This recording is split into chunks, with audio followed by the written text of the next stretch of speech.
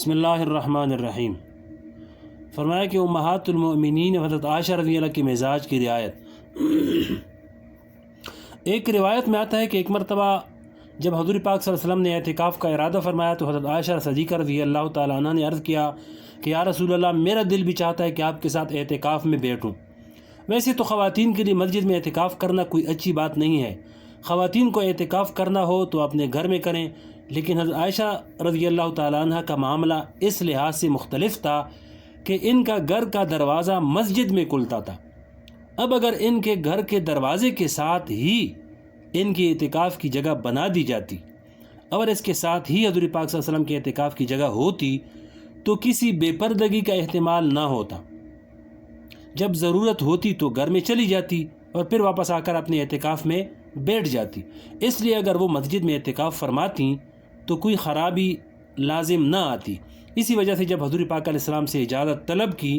کہ میں آپ کے ساتھ اعتکاف کرنا چاہتی ہوں تو آپ صلی اللہ علیہ وسلم نے اجازت دے دی۔ لیکن جب 20 رمضان المبارک کی تاریخ آئی تو اس دن آپ کہیں باہر تشریف لے گئے تھے، یعنی حضور پاک علیہ السلام کہیں باہر تشریف لے گئے تھے۔ جب واپس تشریف لائے اور مسجد نبوی میں پہنچے تو آپ نے دیکھا کہ مسجد نبوی میں بہت سارے خیمے لگے ہوئے ہیں۔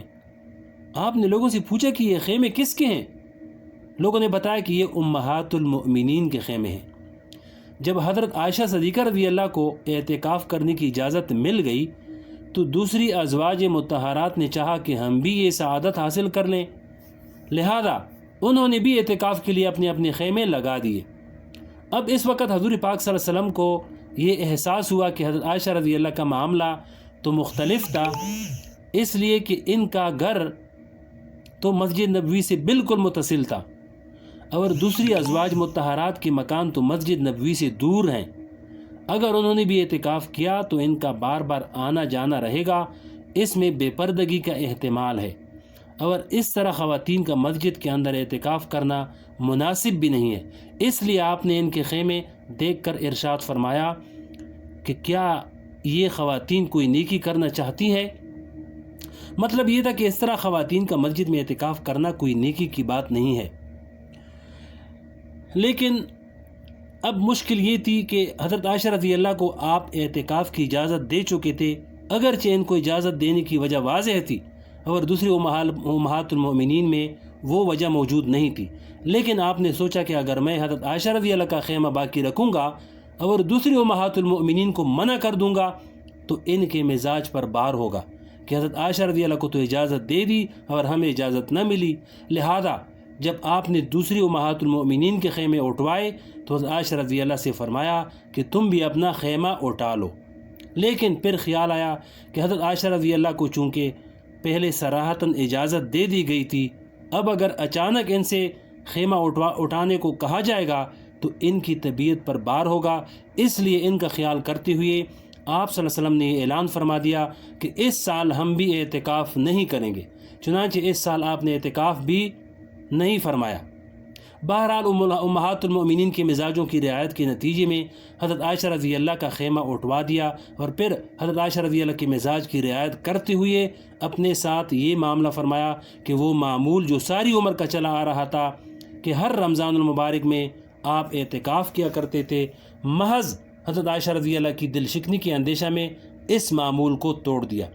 پوری حیات طیبہ میں یہ سال ایسا تھا جس میں آپ نے اعتکاف نہیں فرمایا، لیکن بعد میں اس کی تلافی اس طرح فرمائی کہ اس سے اگلے سال 10 دن کے بجائے 20 دن کا اعتکاف فرمایا۔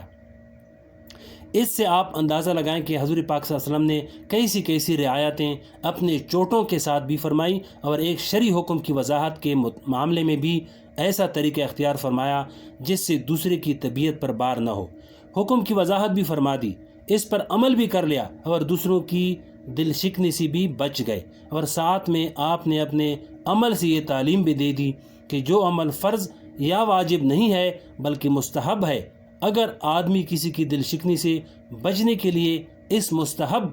عمل کو مؤخر کر دے یا چھوڑ دے تو یہ عمل بھی نبی صلی اللہ علیہ وسلم کی سنت کا حصہ ہے۔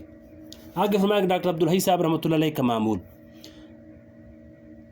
ہمارے ڈاکٹر عبدالحی صاحب رحمۃ اللہ علیہ کا ہر رمضان میں یہ معمول تھا کہ جب عصر کی نماز کے لیے مسجد میں تشریف لے جاتے تو مغرب تک اعتکاف کی نیت سے مسجد ہی میں قیام فرمایا کرتے تھے، وہاں تلاوت، ذکر و اذکار، تسبیحات اور مناجات میں مشغول رہتے تھے، اور جو باقی وقت ملتا تو آخر میں لمبی دعا فرمایا کرتے تھے، اور وہ دعا افطار کے وقت تک جاری رہتی تھی۔